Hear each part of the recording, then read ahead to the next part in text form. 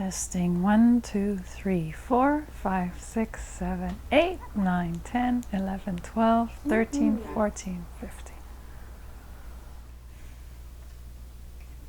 Okay, you ready? Yay! Roya, I'm just going to start with different questions and we'll see where we go. What you talked about the other day was beautiful, and we'll probably get there because those are beautiful examples. But why don't you start by just telling us a little bit about you and your family, like your journey so far? Well, I have 2 beautiful daughters and a wonderful husband, and my parents and my brother. We're all very tight and close. I'm not sure what you want me to say. Tell me, like, you're living here now. Just tell us a little bit about your life in America, and then we'll go backwards a little bit. Okay, well, I've been living on the East Coast for since 97. I had come from Montreal before, so when I first came back here, it was in September 97. I moved to Manhattan, and I wanted to pursue the arts and figure out what direction I was going to go next. I moved to Washington Heights in the beginning, and then to Harlem. And then a couple of years later, I met my husband, and we moved to Hoboken, we've been on that side for a while, and then Jersey City. And you're an artist. I'm an artist. Your career, your vocation, your career as an artist.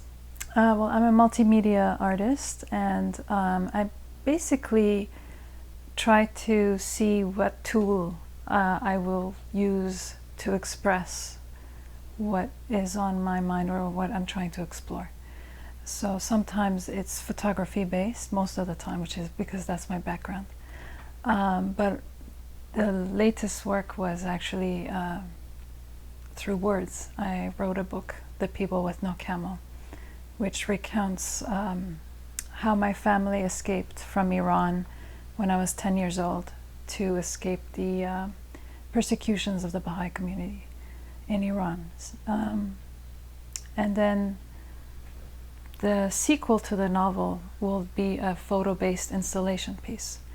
So I don't really ever stay in one particular format. I don't change things around because I think those are the tools that we have are gifts for expression. So, tell us about your creative self-expression. Tell us about that energy and essence of creativity in your life. It's big. It feels like you need to create. It's a part of who you are. Tell us about creativity. You know, I think whenever I've been most creative has been when I've been open, and when the channel's been open to higher consciousness. So when I do go through the meditations and prayers and really ask for to be there's a beautiful prayer. It says, "O God, make me a hollow reed from which the pith of self hath been blown, so that I may become a clear channel through which thy love may flow through to others." And I think that is the essence of that whole creative process, where you try to become completely clear and empty of all the static and ego and all those things, and allow for the higher creator and higher creativity to enter and flow through you, and to see what that actually produces. Beautiful. Do you have other practices that you use for you to do that clearing and receiving? Besides that prayer, which is beautiful, it's a beautiful image. Do you have other practices that you clear out that ego and static and bring in the divine?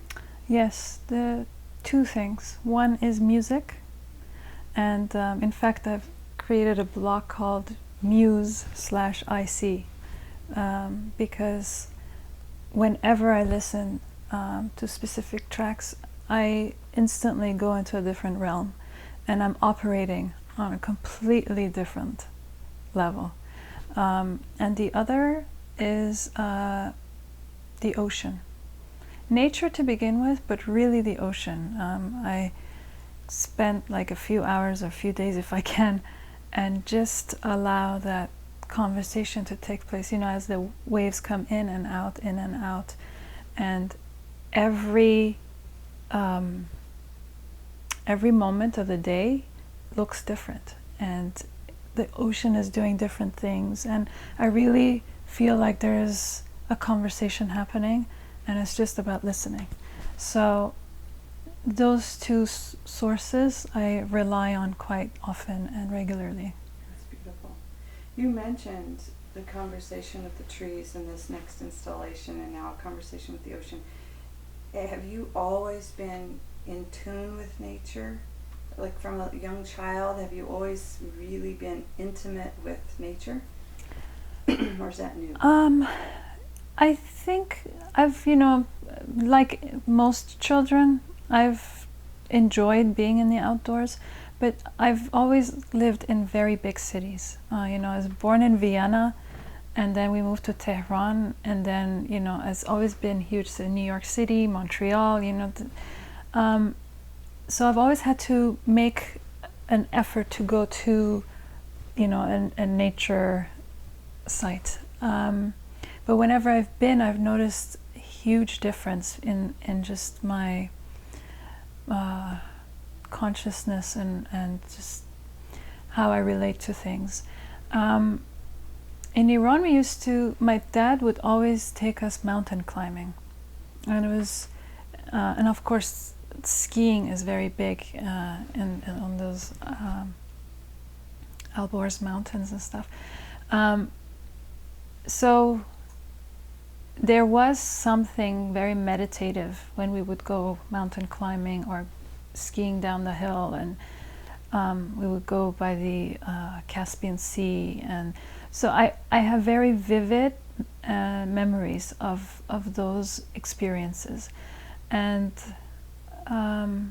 but I think I haven't quite felt the conversation flowing until recently, where I really do feel like I remember I went to my cousin's house, and their neighbor had this huge tree on their lawn, and I got out of the car and I was very distracted between saying hello to them and having to go to the tree, and I said hello to them first, but then I said, do you mind if I go up to this tree? Would your neighbor mind if I just went and hugged the tree? And I was like, you know, you have this image of tree huggers, and you're like, oh boy. But I'm totally a tree hugger at this point. I really do I need to touch the tree. I need to just spend some time with the tree. And yesterday, actually, we were at my friend's wedding, and we were surrounded by very, very tall trees. And the moment I would just be, you know, take a time to just be in tune with where we were, I would get very emotional because there's something going on. And then I was talking to other people at the wedding, and they all said, there's something here. And I said, yes, there is this energy that's not explainable, but it's so present. So I don't know what it is, but I know it's there. You're tuning into it. Yeah, I'm tuning into it. Yeah, beautiful. Tell us about your childhood. You moved, you were born, you moved, and you wrote about this in your book. Can you go back in time and tell us about before 10 and then what happened? Yeah, well, I was born in Vienna, and my parents have a lot of stories that they share about growing up. I mean, I have some memory. We left Vienna when I was 4, and we were always made to feel that we were foreigners and didn't really belong there, because we had, you know, obviously darker skin and darker hair, and my parents needed a little bit more of a home feeling, and so they decided we were going to move to Iran, But it was 1976. It was 3 years before the revolution, so it was a tricky time to be to make that kind of life decision. But anyway, we had started a new life. I went to a German school in Iran, and we're also Baha'is, and the Baha'i faith is severely persecuted in Iran. So there was always, those struggles to go through, which finally, simultaneously, there was the war between Iran and Iraq that was happening as well.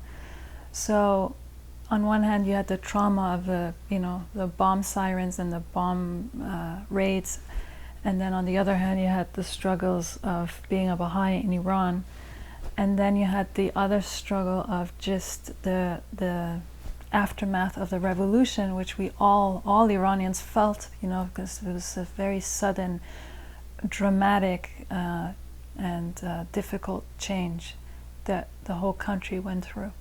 And is still not recovering from, still going through. And then it got to the point where it got very dangerous. They were looking for my father, so we went underground. We started hiding at different homes of friends and family, a few days here, a few days there. And we finally disguised as Baluchi villagers, and we escaped via Pakistan. And 6 weeks later, we were refugees in Germany. And in Pakistan too, we couldn't say, who we really were, because at the time they were looking for people who were escaping, and they would send them back. So when we finally made it to Germany, we were accepted as refugees, and there we really felt, what it was like to be a foreigner again. So we knew we had to, keep moving. And my grandparents and my aunt lived in Philadelphia. So we immigrated to the US, and I had major culture shock at that point. Having just come out of Iran, when also the Iran hostage crisis was very fresh in people's minds. So there again, I struggled being an Iranian in the US. And then we visited my uncle who lived in Montreal, and we fell in love with Montreal. So we looked into Montreal, and I went to school there. But there they were going through the separation issues of Quebec separating from the rest of Canada. And because there was such need to protect their French, the Quebecois French language and culture, they had all kinds of rules in place if you were to speak English. Like, for example, I remember I had to write 100 times, "I will not speak English on school grounds" in high school. And there were fines and things like that associated if you had like English signs up and not French, or if it appeared first and not second, and things like that. I think it really, all these experiences made me realize how ridiculous all these things are to begin with, because I'm a Baha'i, and from the moment I can remember it, I was taught that humanity is one, and we're really there isn't any kind of distinction in terms of one being better than the other. That we're truly brothers and sisters, and there is actually value in having unity in diversity, and this is why we're all may look different and have different experiences culturally and etc., but that really the essence of a reality is that oneness. And so I thought, well, that is the case, and I feel it in my being that is true. So why are we struggling here? And so my work and everything I do now has to do with, some aspect of this reality, and trying to get us all to, explore these issues further. For example, when I was in Harlem, a friend of mine, Eileen Williams, she created this book called Wishes in Black and White, and she and I started working together. I was doing the photography basically we were asking 40 Americans, 20 of African descent and 20 of European descent, and asking them in regards to race relations in America, if you had one wish to ask, what would that be? And so we documented their answers, and I took their portraits and their name and their profession, and it was an interesting project because we really got to explore a lot of the layers of the issues in this country in terms of race relations, which I think we have a long way to go, but at least some dialogue has begun, which is nice. You're really in the conversation about the oneness and the new consciousness that we are all one, and your voice is there and your actions are there. If your voice had one wish about changing the world today, what would you say? I think my one wish would be that we recognize how extremely interconnected and interrelated we all are with one another. And to really help with that visualization, I think, is to see humanity as a human body. And if one part of the body is in pain, that the entire being is suffering. And I think if we really truly understood and saw, us in that light, I think we would be way ahead. We talk about if we all will just do our part in the acceptance piece. Our Let It Shine mission is about empowering or igniting people to shine their light and then share that in community or in their world, whatever that looks like, whether it's a voice that goes across the globe or just a voice that's in the neighborhood, but sharing that light, that we shift within ourselves and we shift the community. And you are a beautiful example of that. Can you tell us how in your life right now you have some beautiful examples of how you are shining and you're bringing this message that you said, this wish, to life in your neighborhood? We've basically approached our neighbors and community members, and because I have children, I relate to a lot of other people with children. So a few of our families in the neighborhood got together, and were called Noble-licious. And then another group, we were called the Peacemakers. And basically what it is that the first intention, the way we approached everyone is that we want to build a community right here in the neighborhood. So let's get together, and we start with a sacred circle. So every family, we're all different faith backgrounds, and so every child shares their prayer, the prayer that they know, they've learned at home or something, and we share those prayers together. And as a result, what's happened is we've learned each other's prayers. So my children will chant a Hindu prayer, a Hindu child will know a Baha'i prayer, the Jewish child knows Native American prayer. We all know each other's prayers, and it already breaks the them and turns it into us. So something that's unfamiliar suddenly becomes familiar. And so that's the first step that happens. Also, the reason we do the sacred circle to start the whole session is so we really are in tune and in touch with the light inside us first, and that connection to the bigger light and the higher consciousness, to our Creator, and really have that be at the center of our working together. And so then we move on to a story, and the story will highlight some kind of spiritual quality, such as respect. What does justice look like? What does collaboration look like? Things like we explore those qualities through the story. And then it's followed by either an art project or a cooking project based on that specific story.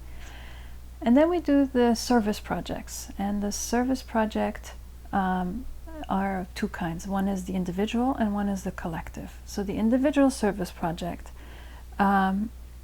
takes the quality we just discussed, and you need to have that, you need to apply that in your family, and then when you come back to the next session, we find out what that experience was like. So, and then every 2 weeks we'll do a collective service project, which I'll just give you an example. One of the 5-year-olds in our group had said, I would like to have a lemonade stand in the park for the homeless shelter. So we're like, sure. Kids got together, they made lemonade with strawberries, and the moms chipped in some cookies and things like that, and in 2 hours they made $96, and then they walked it over the homeless shelter and they presented it with a Native American prayer. They chanted the prayer and then presented the money to the shelter. And it was an idea from a 5-year-old that got the community together working for a higher purpose.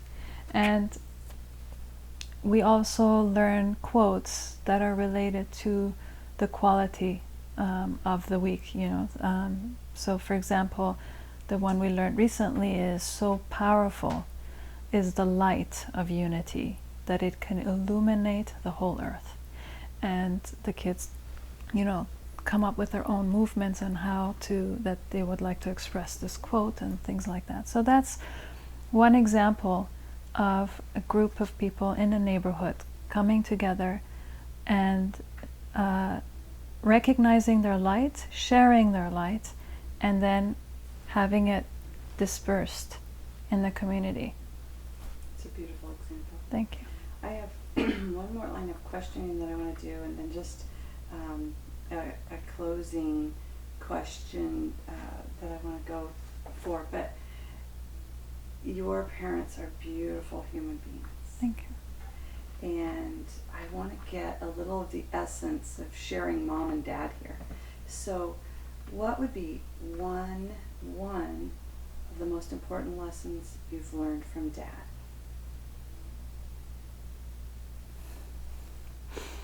Sorry.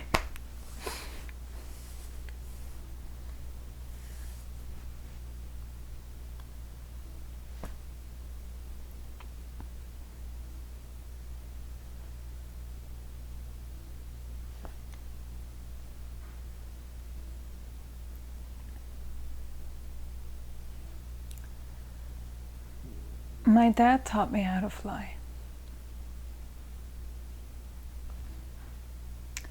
And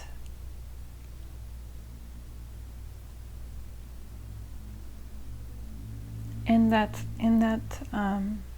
flight, to be really conscious of the higher power, and to have God really flow through me. I think that is the one lesson that I've taken with me in every aspect of my life. And mom? And mom, she's taught me how to land on my feet and to feel the ground, because that's also important. Mm-hmm. Yeah. Beautiful. So what would be one lesson you would love to teach your children? What would be the one lesson, the most important lesson you would hope to teach your children?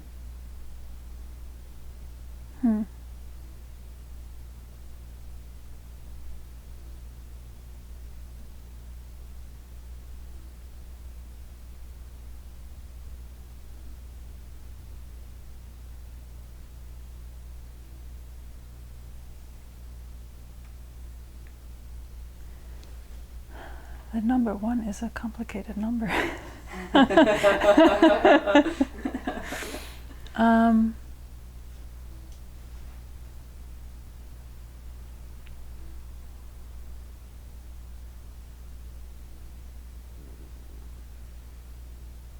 words, that if they're sitting on a couch like this and being interviewed in 20 years, what would they say? What's the lesson that Mom taught them? I think the one lesson is you can never underestimate the power of the light. It's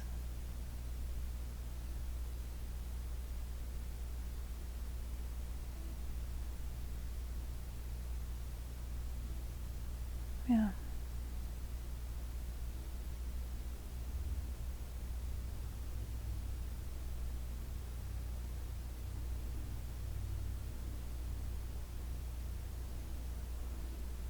You know, I think when we're really open, like in terms of your channel being clear and open, I think the possibilities and the strength and the power that we're able to tap into is so magnificent, that it really is the source of all things, and it allows you to surpass anything and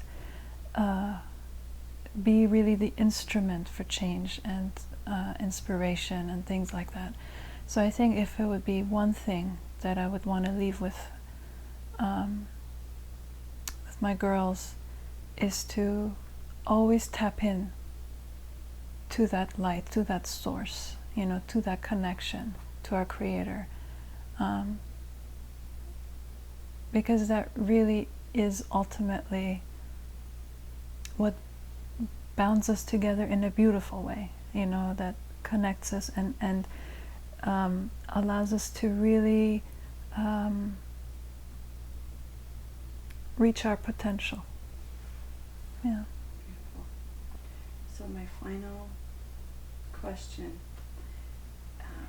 is, we started out with that I'm not belonging, and your world was giving you this big lesson of all of this, and you've really made some beautiful music and art from that voice of voicing that. And so my last question is, do you belong, and where's home? Is it back? Do you have it? And you know, it's interesting, this topic of home, and I have a line in my book about this. And there isn't one place I can call home. When I say, oh, you know, where is your home? I don't really have one location that I can call that's home. On the other hand, I can go anywhere and feel home. So it really, I feel like I'm carrying home inside me. So it could be many places. It's not one location. And at times, you know, because we were talking recently with a group of people, and everybody was describing where their home, you know, was. And I don't have that one place. And everywhere there are traces which I can, you know, let's put it this way, there's a trace of home anywhere, and at the same time I never truly. Never mind. It's not flowing. Okay, that's okay. How about that one last piece of the world and the places, you're being an outsider? What have you learned about carrying that inclusiveness and unity and insider feeling? What's the one, if you could put a billboard up about, you guys, it's right here, what would you say? Just one thing about we're not outsiders. I think it's beautifully put in this one project that I'd worked on years ago, and the project was called Them Equals Us. It so beautifully expressed the reality and the equation. The equation's right there. There is no them and there is no us. It's one thing. It's not a separate thing. Thank you. Thank you.